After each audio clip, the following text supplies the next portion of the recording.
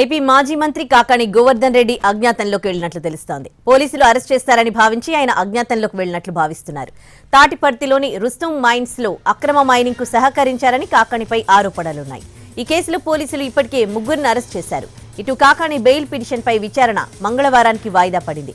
వరుస సెలవులు రావడంతో పోలీసులు అరెస్ట్ చేస్తారని భావించి కాకాణి గోవర్ధన్ రెడ్డి అజ్ఞాతంలోకి వెళ్లిపోయినట్లు తెలుస్తోంది.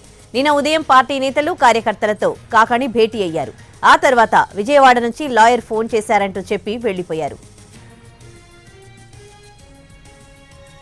ఓఎస్ఎస్ ఫర్టిలిటీలో టెస్ట్ ట్రీట్మెంట్స్ థెరపీస్ అన్ని scientifically design in the good hands of science. Mummy daddy అవ్వాలంటే ఓఎస్ఎస్ కి కాల్ చేయండి.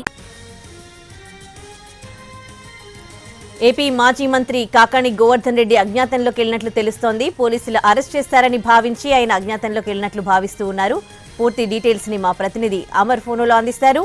అమర్,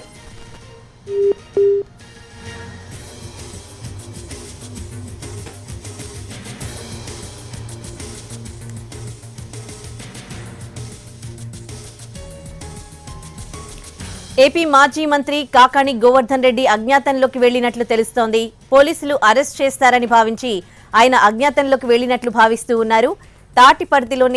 తాటివర్తిలోని రుస్తుం మైన్స్ లో అక్రమ మైనింగ్ కు సహకరించారని కాకాణిపై ఆరోపణలున్నాయి.